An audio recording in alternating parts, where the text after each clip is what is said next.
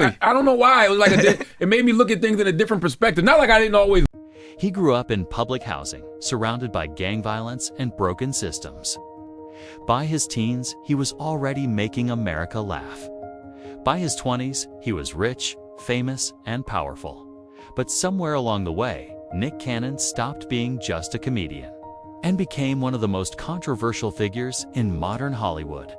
A Nickelodeon prodigy, a box office star, a television mogul, a man married to one of the most famous women on earth, and later a headline magnet, a cultural debate, and a symbol of fame without boundaries. Some call him brilliant. Others call him reckless. Many don't know what to think at all. So how did a kid raised by his grandfather in San Diego turn into a media empire? A lightning rod for controversy and one of the most unconventional figures in American entertainment. This isn't just the story of success. It's the story of ambition, control, identity, and what happens when fame never lets go. Nick Cannon was born in 1980 in San Diego, California. His early life was anything but glamorous. Raised largely by his grandfather in the Lincoln Park Bay Vista housing projects, Nick grew up surrounded by poverty, crime, and constant instability. Gang culture wasn't distant. It was right outside his door. Comedy became his escape. Not for applause, but for survival. By the age of 8, Nick was already performing stand-up. By his teens, he had experienced realities most children never should: violence, fear, and the pressure to grow up fast. At one point, Nick even affiliated with gangs, a decision he later described as a search for belonging and protection. But unlike many around him, he found a way out. His grandfather became his anchor, instilling discipline, work ethic, and belief. Those early years shaped Nick's personality forever. Hyper-driven, fiercely independent, and obsessed with control. Even as a child, he didn't just want fame. He wanted ownership, power, and a future that looked nothing like his past. Nick Cannon's talent was impossible to ignore. In the late 1990s, his stand-up performances began opening doors. Soon, Nickelodeon noticed. Then came All That, the sketch comedy show introduced Nick to millions of young viewers. But more importantly, it introduced him to the mechanics of television. He wasn't just acting. He was watching, learning, studying how shows were built. That curiosity paid off when he launched The Nick Cannon Show in 2002, at just 21 years old. Nick wasn't only the star, he was a writer and producer. Hollywood saw a young comedian with energy and charm. Nick saw leverage. Around the same time, his film career began to take shape. Roles in movies like Drumline turned him into a recognizable face beyond kids' TV.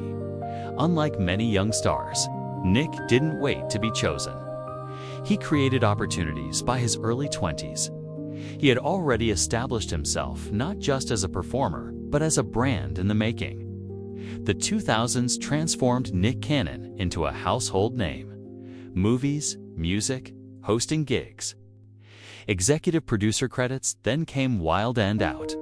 What started as a comedic experiment became a cultural phenomenon. The show launched careers, shaped hip-hop comedy, and proved Nick's instincts were sharp. But nothing elevated his public profile more than his marriage to Mariah Carey. Suddenly, Nick Cannon wasn't just successful, he was Hollywood royalty. The age gap, the fame, the headlines, everything about the relationship fascinated the public at the same time. Nick became a major television host, including a high-profile role on America's Got Talent. Behind the scenes, he was building quietly. Production companies, executive roles, long-term deals by all outward appearances. Nick Cannon had one: money, influence, a beautiful family, cultural relevance. But fame has a way of amplifying everything, including ego, mistakes, and pressure. And cracks were forming. Nick Cannon's downfall didn't come from one single moment. It came from accumulation. Public statements that crossed lines, comments that sparked outrage, a controversial interview that cost him America's Got Talent. Suddenly, Nick wasn't being praised, he was being scrutinized. Then came the internet era. His personal life became public property. Multiple relationships, multiple partners, multiple children announced one after another. For some, it was empowerment. For others, irresponsibility. Headlines shifted fast. Was Nick Cannon redefining modern family structures? Or was he losing control of his own narrative? Memes replaced admiration. Criticism drowned out nuance. At the same time, health issues surfaced. Nick revealed his battle with lupus, a chronic illness that added another layer of vulnerability. The pressure was relentless. The same man once celebrated for intelligence and ambition became a cultural punchline. Hollywood didn't exile him completely, but the tone had changed. Nick Cannon was no longer untouchable. Instead of retreating, Nick Cannon adapted. He leaned into ownership, expanded his business ventures, spoke openly about health, mortality, and fatherhood. Rather than chasing approval, he began redefining success on his own terms. Nick stopped asking for permission. He focused on creating platforms, supporting young talent, and controlling his narrative even when it was messy. To some, it felt like defiance. To others, Survival.Nick Cannon didn't try to be liked again. He tried to be free in an industry built on image. He chose transparency and accepted the consequences. Nick Cannon's legacy is complicated and unfinished.